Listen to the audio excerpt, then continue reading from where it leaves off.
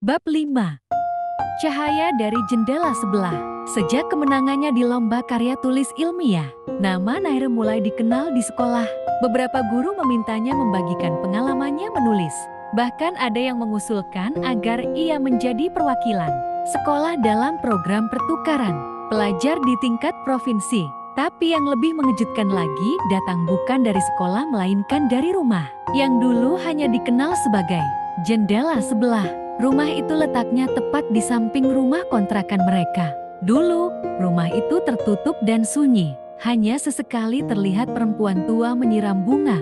Namun beberapa minggu belakangan, rumah itu tampak lebih hidup. Ternyata, keponakan perempuan tua itu baru saja pindah dari luar kota untuk merawatnya. Namanya Mas Rido. Ia baru lulus S2 dari Yogyakarta dan sedang mengajar paruh waktu di bimbel online. Saat pertama kali melihat Nair mengantar pesanan kue, ia hanya tersenyum ramah. Tapi ketika ia membaca berita di koran lokal tentang kemenangan Nair, ia datang ke rumah mereka, membawa 2 buku tulis dan sebuah kotak pensil. "Saya baca tulisan kamu, hebat," katanya sambil menyodorkan hadiah kecil itu. "Kalau kamu nggak keberatan, saya bisa bantu belajar bahasa Inggris atau matematika." Mungkin Nair kaget, tapi Bu Mair menyambut hangat. "Terima kasih, Nak Rido. Kami benar-benar bersyukur." Mulai dari hari itu, Mas Rido rutin membantu Nair belajar setiap sore.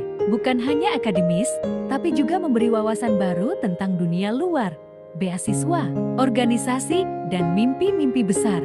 Sementara itu, keluarga almarhum ayah juga makin sering datang. Pak De Arman menawarkan agar Nair tinggal di rumahnya saat masuk SMA nanti agar lebih dekat ke sekolah negeri unggulan. Ia bahkan mencarikan informasi beasiswa.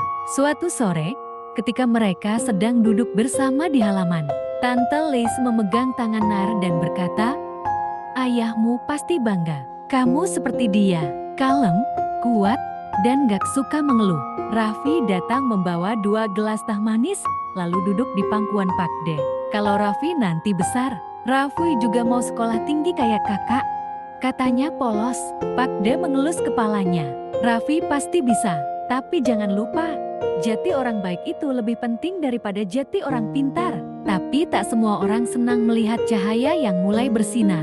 Kabar keberhasilan Nair justru membuat beberapa kerabat dari pihak ibu kembali mencibir, kali ini lewat media sosial. Mereka menuduh Bu Mair menjual kisah sedih demi simpati.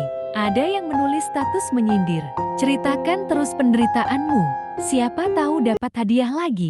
Nair membaca semua itu, dadanya panas. Ia ingin membalas, tapi Bu Mair hanya memegang pundaknya. "Biarkan, kita diam bukan karena lemah, tapi karena tahu waktu akan membuktikan segalanya." Di suatu malam yang sejuk, saat hujan rintik turun, Nair duduk di dekat jendela. Ia memandang ke arah rumah Mas Rido. Di dalam, cahaya lampu kuning menyala hangat. Ia membuka buku catatannya dan menulis. Terkadang, cahaya itu bukan datang dari dalam rumah. Tuhan selalu punya cara menunjukkan bahwa kita tidak sendiri.